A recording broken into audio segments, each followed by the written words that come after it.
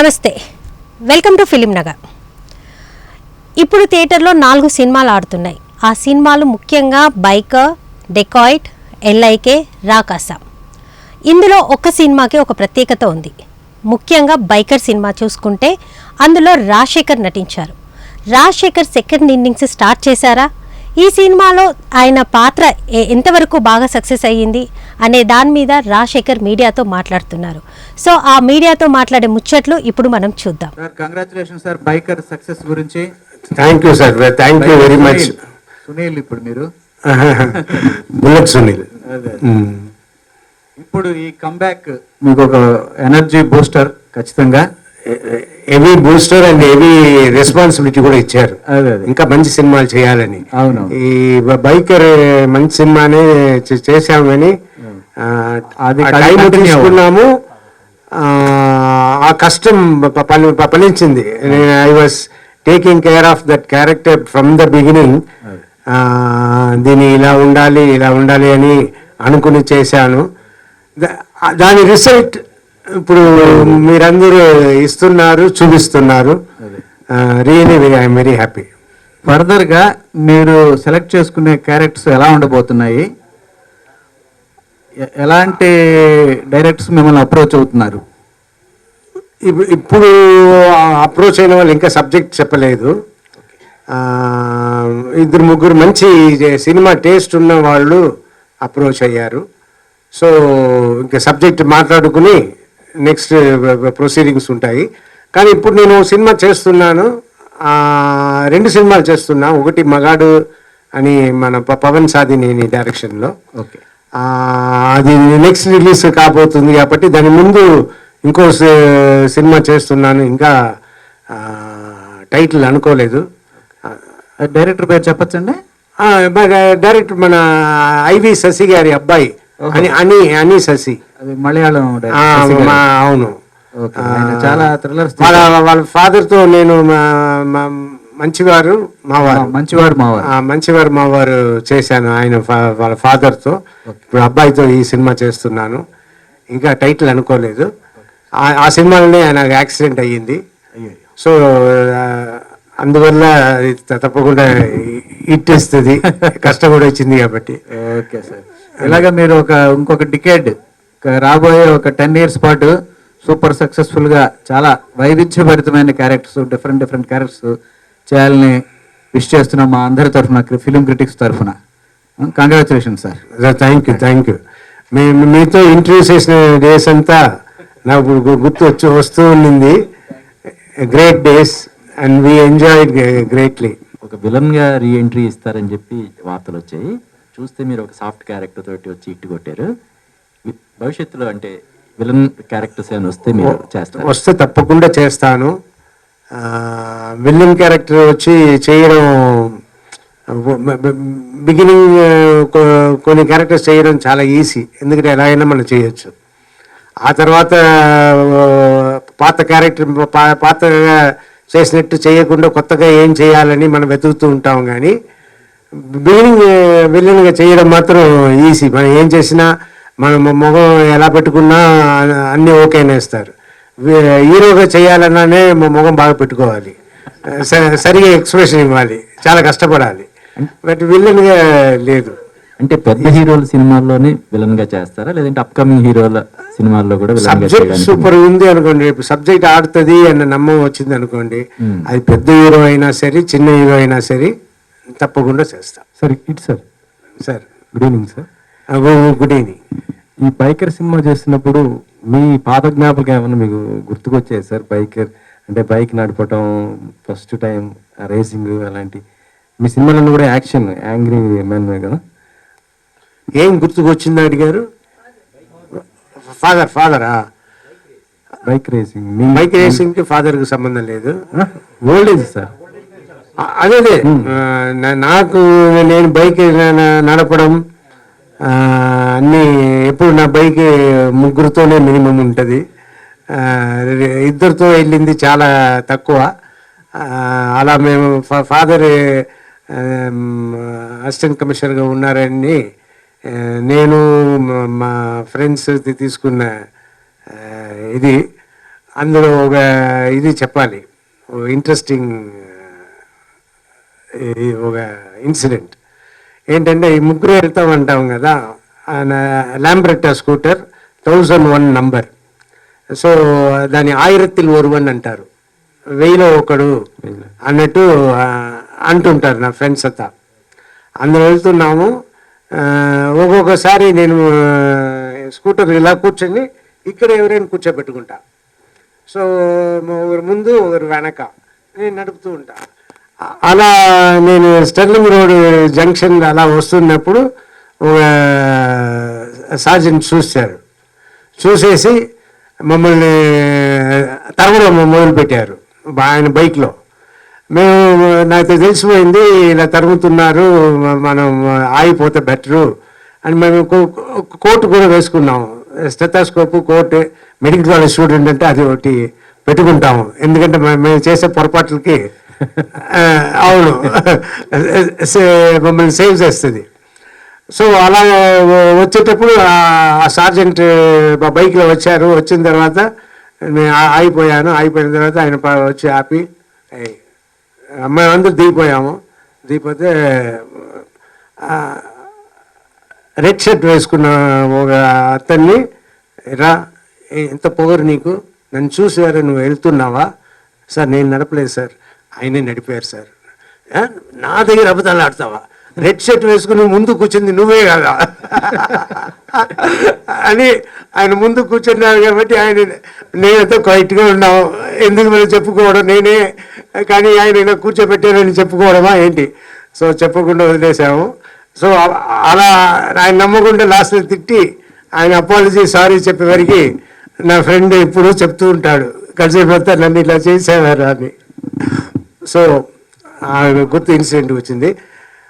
Father నాకు ఎక్కడ గుర్తురా, నేను అలా ఒక ఆ క్యారెక్టర్లో పడి వెళ్ళానే కానీ ఫాదర్ నన్ను ఇలా చేసేవారు లేదు, ఫాదర్ నాకు ఇలా ఉండేవారు అన్నట్టు ఏంటి. మా మామూలు కోర్టు ఉంది కదా, మేము మెడికల్ కాలేజ్ స్టూడెంట్స్ అన్నది పెద్ద ఇది. అదైతే అసిస్టెంట్ కమిషనర్ సన్గా ఉండి ఇలా చేస్తావా, సిగ్గు లేదా అన్నట్టు కూడా అడుగుతారు. సో ఈ మెడికల్ కాలేజ్ స్టూడెంట్స్ అంటే పెద్ద ఎక్స్క్యూజ్. సో అలా ఇప్పుడు బైకర్లో శర్వా గారికి ఫాదర్గా చేశారు కదా సార్, నెక్స్ట్ ఇంకెవరన్నా హీరో వస్తే అలాగా మళ్ళీ యాక్సెప్ట్ చేస్తారా? హీరో ఫాదర్గా చేయటం క్యారెక్టర్ మంచిగా ఉంటే తప్పకుండా చేస్తా. మీ నుంచి యాక్షన్ బాగా కోరుకుంటారు ఆడియన్స్, ఫ్యాన్స్. ఇప్పుడు యాక్షన్ కోరుకుంటారు, నా దగ్గర నుంచి డిఫరెంట్ రోల్స్ కూడా కోరుకుంటారు. సో ఇప్పుడు చేస్తున్నంత డిఫరెంట్గా ఉంటుంది, ఇంట్రెస్టింగ్గా ఉంటుంది, నచ్చేలా ఉంటుంది. ఇప్పుడు నేను నెక్స్ట్ చేసే ఓ సినిమా అన్నీ ఉంటాయి, అన్నీ మిక్సర్. సో అల్లరి ప్రియుడు లాగా అన్నీ. మళ్ళీ అల్లరి ప్రియుడు సీక్వెల్ చేయాలంటే చేస్తారా? అలాంటి మూవీస్ మీరు బాగా మీరందరూ చూస్తారంటే చేస్తా, చేయడం మనకి ప్రాబ్లం కదా. మీ బాడీ లాంగ్వేజ్ ఒక స్పెషాలిటీ ఉంటుంది సార్, అది ఏదైనా సార్ ఇలా అంటారు కదా. అలా కాదు, అప్పుడు మన ప్రతాప్ రాఘవ్ గారు ఉన్నారు కదా, ఆయన అబ్బాయి పేరు నీలకంఠ గారు. ఆయన బుల్లెట్ పెట్టుకుంటారు. ఓ రోజు షూటింగ్ మేము వెళ్ళాలి చెన్నైకి, షాట్ జరుగుతూ ఉంది, మమ్మల్ని పంపించలేదు. లాస్ట్లో ఏంటంటే ఒక డొక్కు అంబాసిడర్ ఇచ్చి ఇందులో ఎయిర్పోర్ట్కి వెళ్ళండి అంటే, ఇది ఎప్పుడు వెళ్ళి చేసేస్తాము, ఫ్లైట్ మిస్ అయిపోతాము, ప్రొడ్యూసర్ మీ బైక్ ఇవ్వండి. ఆయన బైక్ తీసుకుని బుల్లెట్లు నేను జీవితాన్ని ఎక్కించుకుని వెళ్ళిపోయాను. ఫాస్ట్గా ఎంత ఫాస్ట్గా వెళ్ళడానికి వీలవుతుందో వెళ్ళి స్ట్రైట్ ఎయిర్పోర్ట్. అప్పుడు లోపల ఎంట్రీ అయ్యే అంత ఉంటుంది బేగంపేట. ఆ బైక్ లోపల గేట్ వరకు వెళ్ళి అప్పుడు మమ్మల్ని వెతుకుతున్నారు, ఎక్కడ 2 ప్యాసింజర్స్ కనపడలేదు అని. అప్పుడు వచ్చి వాళ్ళు చాలా కోపంగా ఉన్నారు. అప్పుడు వచ్చి ఆపి దిగి ఏంటి అంటే, సార్ మేమే ప్యాసింజర్స్, మాకు లేట్ అయిపోయింది అని తిట్టడం మొదలుపెట్టారు. మీరేమనుకోవద్దు, మా ప్రొడ్యూసర్ వస్తారు, ఇచ్చేయండి. ఆయన బైక్కి ఆయన ఇచ్చేసి ఆయన బోర్డింగ్ బస్ తీసి లోపల పరిగెత్తాం. ఇదో ఇన్సిడెంట్. ఇలాగే భీమవరం రైల్వే స్టేషన్కి వెళ్ళడానికి మేము వెయిట్ చేస్తున్నాం. అది ఏ రోడో ఏంటో తణుకు నుంచి ఎక్కడో. సో ఆ రోడ్లో ఫుల్ ట్రాఫిక్ జామ్, బండి అన్నీ నిలిచిపోయింది. మాకు ట్రైన్ టైమింగ్ దగ్గరికి వస్తుంది, మాకు కంగారు వేరే ఎక్కువ. అప్పుడు కరెక్ట్గా చూసి ఒక అబ్బాయి వచ్చి స్కూటర్లో మమ్మల్ని పక్కన చూశాడు, కార్లో కూర్చుని మమ్మల్ని. సార్ రాజశేఖర్ గారు మీ పెద్ద ఫ్యాన్ అది ఇది అన్నాడు. అప్పుడు నాకు వెంటనే ఐడియా వచ్చింది, ఈ అబ్బాయి దగ్గర స్కూటర్ తీసుకుని మనం వెళ్తే వీడి కార్లో వచ్చి మన స్కూటర్ తీసుకోమని చెప్తాము అన్నట్టు నా ఐడియా అని చెప్పాను. బాబు ఇలా మేము స్టేషన్కి వెళ్ళాలి, మేము వెళ్తాము, కార్లో వచ్చి అక్కడ స్టేషన్ మాస్టర్ దగ్గర కీ ఇస్తాము, మీరు తీసుకోండి అన్నట్టు ఏర్పాటు చేసి అప్పుడు బైక్ తీసుకుని వెళ్ళాము. ట్రైన్ పట్టుకున్నాము, ఊరు వెళ్ళిపోయాము. అతను వచ్చి బైక్ తీసుకుని వెళ్ళిపోయారు. సో ఇలాంటి ఇన్సిడెంట్ ఇలా ఇంకా జీవితంతో చాలా తిరిగాను. పెళ్ళి ఇవ్వడానికి ముందు ఒక సినిమాకి వెళ్ళాము. నేను ఒక నీగ్రో గర్ల్,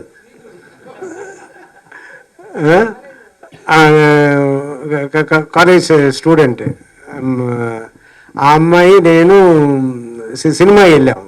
సినిమా వెళ్తే టికెట్ దొరకలే, హౌస్ఫుల్ అయ్యింది. సరే ఏం చేస్తాం, సరే రౌండ్ వెళ్దాం స్కూటర్లనే అని అమ్మాయి వెనక్కి కూర్చుంది, నేను రౌండ్ వెళ్ళాను. మనం అది ఆ రోడ్ ఏంటి వీజీపీకి వెళ్ళే రూట్లో మమ్మల్ని పోలీస్ ఆపారు. పోలీస్ ఆపితే నేను ఆగలేదు, ఆపుతున్నది, నేను వెళ్ళిపోయాను, నేను అమ్మాయి.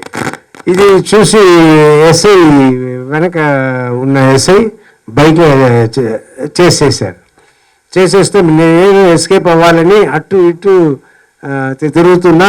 లాస్ట్లో మనం దొరికిపోతామన్న ఈ సిచ్యువేషన్ ఆపేసా. వచ్చి బైక్ వచ్చి కన్నా పిల్లల్ని తిట్టినారు, ఇష్టాన్ని తిట్టారు. తిట్టితే నేను క్వైట్గా ఉంటే నేను అవును ఎందుకు వెళ్ళిపోయారు, నేను ఆపితో కూడా అంటే తప్పించుకుందామని వెళ్ళిపోయాను, ఇప్పుడు దొరికిపోయాను అన్న. సో ఆయనతో నచ్చిపోయింది, నిజం చెప్పారు. ఈ అమ్మాయి మాత్రం మనం ఏం మిస్టేక్స్ చేసాము ఏంటి ఏమి అని పోలీసుని తిట్టితే మమ్మల్ని ఇద్దరిని మూసుకో అని ఆయన పోలీస్ ఆఫీసర్ అమ్మాయిని తిట్టేసి ఇద్దరు స్టేషన్కి రండి అని స్టేషన్కి వెళ్తే నన్ను మాత్రం కూర్చోబెట్టి అమ్మాయిని నిలబెట్టి, ఆ అమ్మాయి ఇష్టాన్ని నేను ఆ లాయర్ని పిలుస్తాను, లాయర్ని తీసుకొచ్చి మాట్లాడిస్తాను, మిగతా నేను భయపడను అది ఇది అంటుంది. నేను ఊరుకోమా లేదంటే వదలరు వాళ్ళు అని చెప్పినా కూడా వినిపించుకోకుండా అమ్మాయి మాట్లాడింది. నన్ను కూర్చోబెట్టి నాకు టీ అయితే ఇచ్చి తర్వాత నేను ఎవరు ఏంటి అడిగితే నేను మా డాడీ పేరు చెప్పకుండా డాడీ ఊర్లో అది మా చిత్తప్ప పేరు బాబాయ్ పేరు చెప్పాను, దేవరాజన్ అని. దేవరాజన్ అంటే ఏ ఊరు అంటే కోవిల్పట్టి నుంచి వరదరాజన్ అని ఆయన ఇక్కడ ఇన్స్పెక్టర్ ఉన్నారు, తెలుసా? నాకు తెలియదు సార్, మా ఫాదరే, నాకు తెలియదు సార్ అన్నారు. మొన్న అతను వచ్చి మా పోలీసు వాళ్ళు అతను చూశారు, స్కూటర్ 3060 కదా అన్నారు. ఇదేంటి నా ఫ్రెండ్ రవికుమార్ స్కూటర్ చెప్తున్నారు, వాడు వచ్చి వరదరాజన్ కొడుకు అని చెప్పి వెళ్ళిపోయాడు ఎందులోనో దొరికి. సో వాళ్ళంటున్నారు వరదరాజన్ కొడుకు ఇలా వచ్చారు, ఆయన మెడికల్ కాలేజ్ స్టూడెంటే అన్నట్టు, అంటే అలాగా అని వినేచ్చాను. సో ఇలా ఆ అమ్మాయి వెనక కూర్చుంది, గ్లోరియా అని అమ్మాయి పేరు.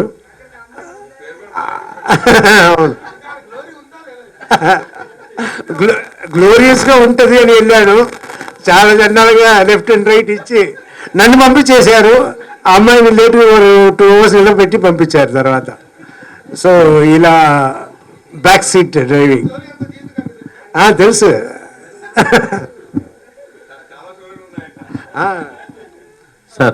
సార్ 3 ప్రశ్నలు సార్. అయితే మీరు స్పెషల్ క్యారెక్టర్ ఆర్టిస్ట్గా మీరు టర్న్ అయినప్పుడు హీరో క్యారెక్టర్లు తక్కువ రాసే అవకాశం ఉంటుంది ఇండస్ట్రీలో.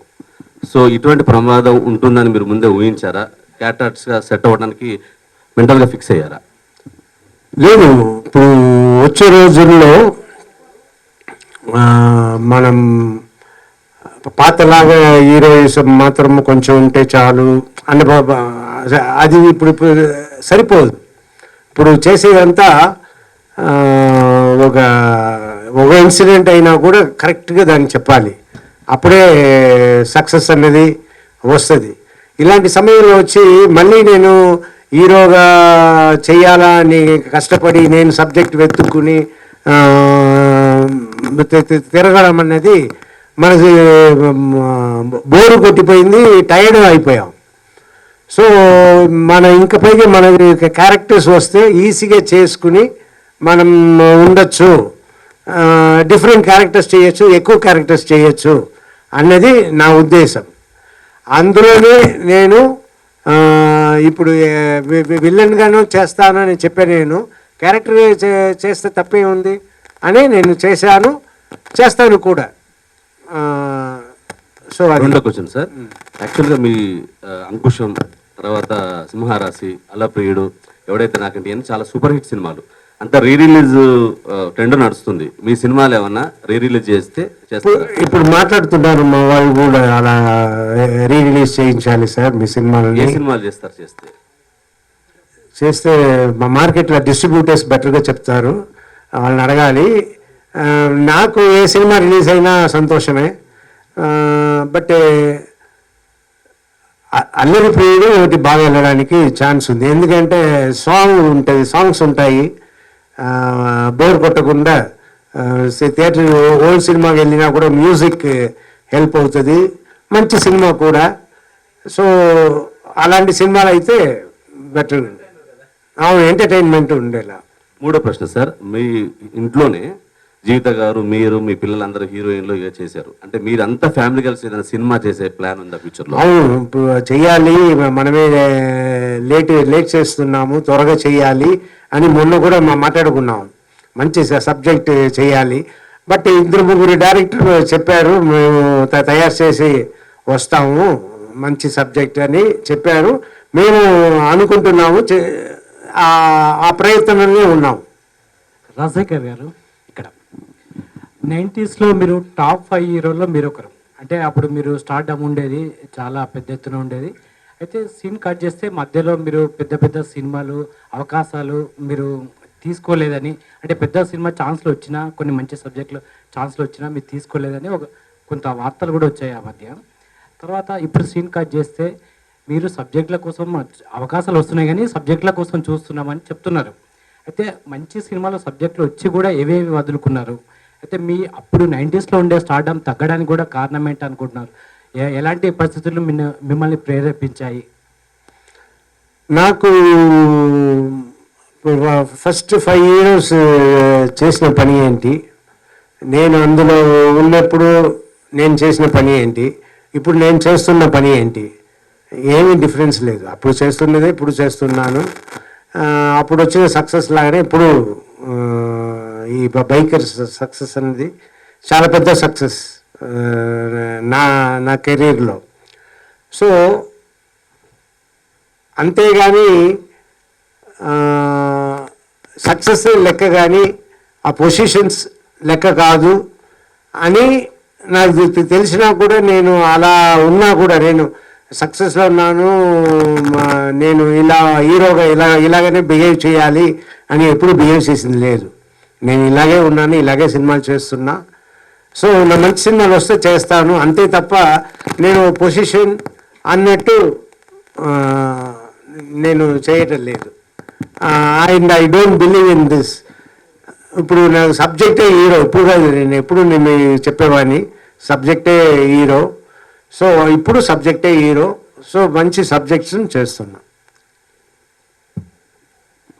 రాజశేఖర్ గారు నమస్తే. నమస్తే, ఎప్పుడు వచ్చారు? ఇప్పుడేనా? ఓకే. మీ సూర్యుడి సినిమాకి పిఆర్ఓ చేశాను. అవును. చాలా సంతోషంగా ఉంది. మళ్ళీ మీ ఎంట్రీ మా మీట్ ది ప్రెస్ కార్యక్రమంలో కలుస్తానని చాలా సంతోషంగా ఉంది. Thank you. సో ప్రొఫెషనల్గా డబ్బు కోసం కొన్ని చేసే సినిమాలు ఉంటాయి, క్యారెక్టర్ కెరీర్ పరంగా మైల్ రాయిగా ఉండే సినిమాలు ఉంటాయి. సార్ మీ పర్సనల్గా ఎటువంటి క్యారెక్టర్స్ చేయాలని మీ ఉద్దేశం ఉంది? రెండు కలిపి వస్తే బాగుంటుంది, బైకర్ లాగా. బైకర్ అలాగే మంచి రెమ్యునరేషన్, మంచి క్యారెక్టర్. సో ఇట్ వాస్ ఆయన అడిగినట్టు బోత్ టుగెదర్, మంచి సబ్జెక్ట్ ప్లస్ గుడ్ రెమ్యునరేషన్. అవును. పిల్లలకి తల్లిదండ్రులు కొన్ని సలహాలు సూచనలు ఇచ్చి వాళ్ళ ఎదుగుదలకి దోహదపడతారు. వాళ్ళు ఎదిగిన తర్వాత పిల్లలే తల్లిదండ్రులకి సలహాలు ఇస్తూ ఉంటారు. వాళ్ళు నిజంగా ఇచ్చే జెన్యున్గా పుట్టడానికి తగ్గట్టుగా ఉంటుంది. అట్లా మీ పిల్లలు కూడా ఆర్టిస్టులు, సినిమా ఇండస్ట్రీలో అన్నీ తెలిసిన వాళ్ళు. సో వాళ్ళు మీకు ఇచ్చిన మళ్ళీ రీఎంట్రీ సినిమా ఇస్తానంటే వాళ్ళు ఏమన్నారు? ఇద్దరు ఏమన్నారు? ఎవరెవరు ఏమన్నారు? వాళ్ళందరూ కలిసి మేము మాట్లాడుకునిందే నేను చెప్పాను, హీరో అన్న పొజిషన్ లేదు, సబ్జెక్టే హీరో అనేదే నేను ఎప్పుడు చెప్తున్నా. పిల్లలు మంచిది చెప్తారు.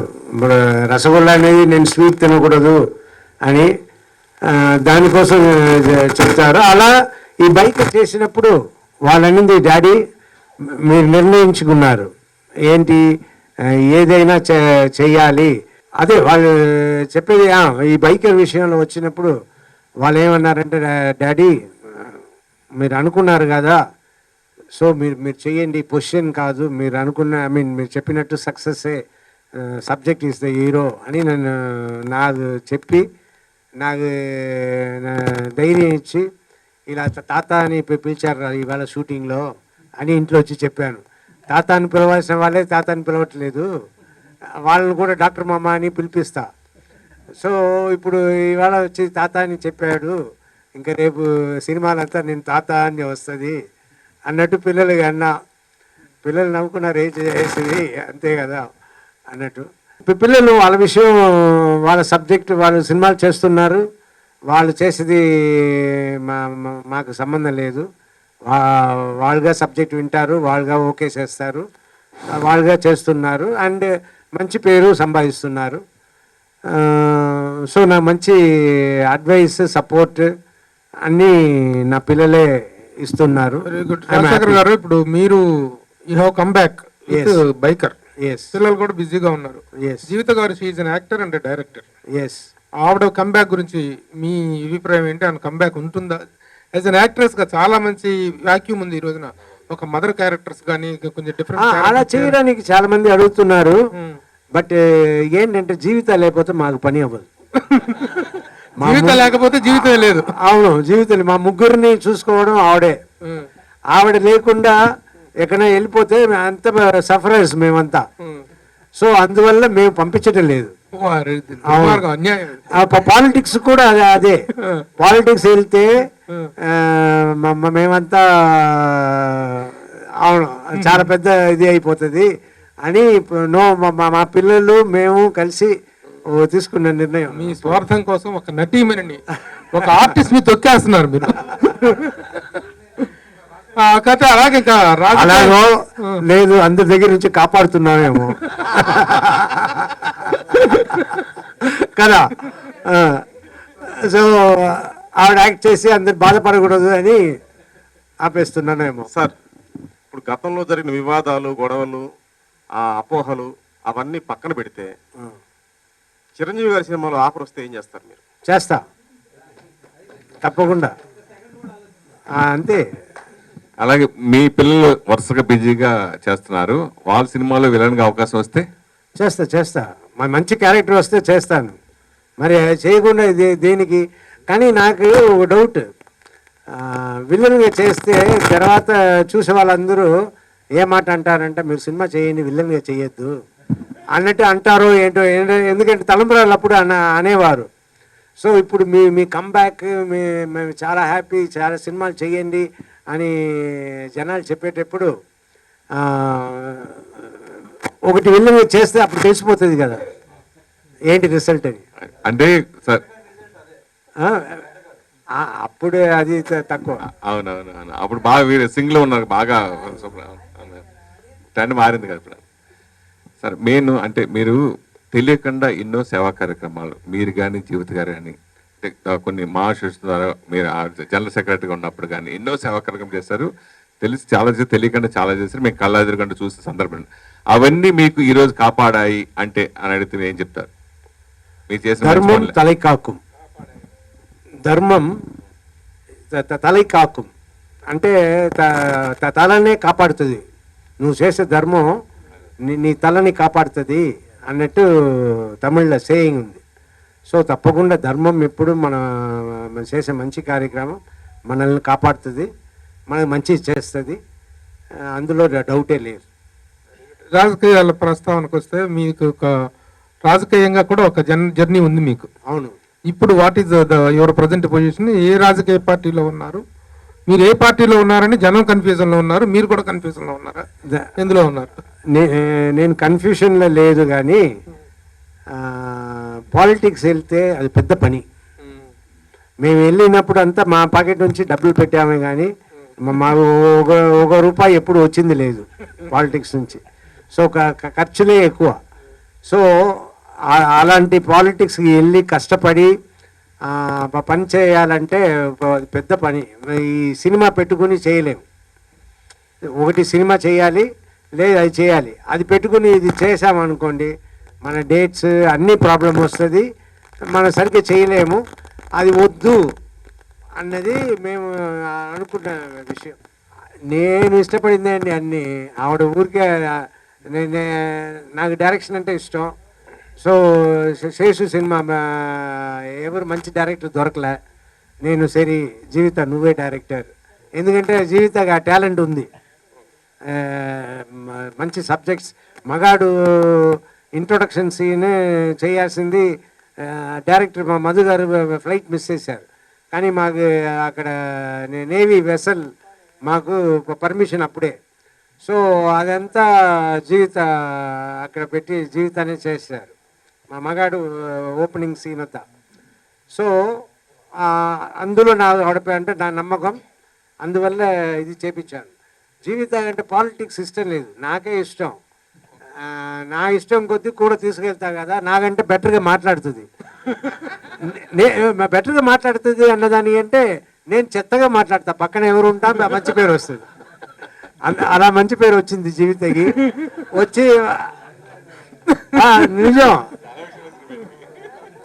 అలా మంచి పేరు వచ్చి ఆవిడే మీకంటే పాలిటిక్స్ ఫిట్, మీరు కాదు అన్నారు.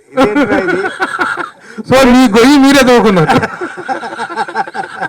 సరే ఇంకోటి రాజశేఖర్ గారు, ఇప్పుడు ఇండియన్ పాలిటిక్స్ లో ప్రజెంట్ చాలా హీటెడ్ గా వినిపిస్తున్నట్టు పేరు తమిళ్లో విజయ్. అవును. విజయ్ పొలిటికల్ ఎంట్రీ మీద, అతని విజయావకాశాల మీద మీ అబ్జర్వేషన్. మీరు తమిళనాడుకు కూడా చెందిన ఆర్టిస్ట్. కరెక్ట్ కదా, నేను చెప్పడం కరెక్ట్ కాదు. అంటే do you welcome him is coming to the politics? చెప్పచ్చు, కానీ ఆయన గవర్నమెంట్ ఫామ్ చేయలేరు అన్నది వద్దులే, అది వద్దు వద్దు వద్దు, అనవసరంగా ప్రస్తుతం వస్తుంది. సరే ఓకే, ఎలా వెల్కమ్ చేస్తారు? లేదు, విజయ్ గారు రావడం మంచిదే. ఇంత పేరు ఉన్నప్పుడు వచ్చిన హీరో ఈయన విజయ్ గారు. ఆడియన్స్ సూపర్ రెస్పాన్స్ ఇచ్చే ఒక హీరో విజయ్ గారు. ఆయన రావడం అన్నది ఇది ఫస్ట్ టైం. ఎంజీఆర్ తర్వాత అలా రావటం, అంత వేవ్తో రావడం ఫస్ట్ టైం. సో చూడ్డానికి గెలుస్తారని అనిపిస్తుంది, బట్ మాట్లాడుకున్నది చూడాలి.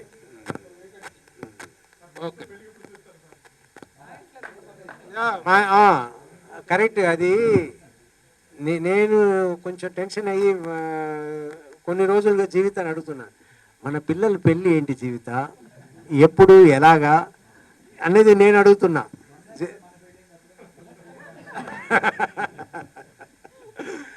సో మేము ఒక సైడ్ అలా మాట్లాడుతున్నాం. ఎందుకు ఆ మాట అలా వచ్చింది అంటే,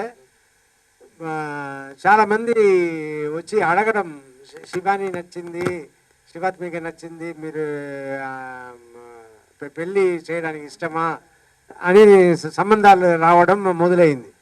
సో నాకు మనం ఏం చేయాలి, ఎలా చేయాలి అంటే మా పిల్లల్ని అడిగితే మాకు ఇప్పుడు వద్దు డాడీ, మేము ఇంకా కొన్ని రోజులు యాక్ట్ చేయాలి, మా యాక్టింగే ఇష్టం, దానికి ప్రాబ్లంగా వస్తుంది అంటే ఇప్పుడు మా వద్దు, ఇంకా కొన్ని రోజులు అవ్వని అని వాళ్ళు చెప్తున్నారు.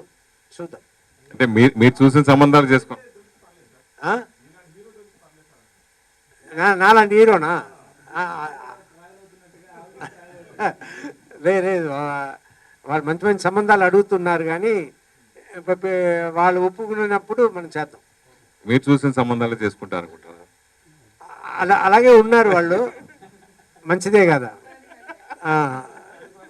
చూస్తున్నారు కదా, రాజశేఖర్ గారు సక్సెస్ని బాగా ఎంజాయ్ చేస్తున్నారు. మరి రాజశేఖర్ నెక్స్ట్ ఏ సినిమాలు చేయబోతున్నారు అనే దాని మీద కూడా మనం వేచి చూద్దాం. సో మరిన్ని విశేషాలతో మళ్ళీ కలుసుకుందాం. నమస్తే.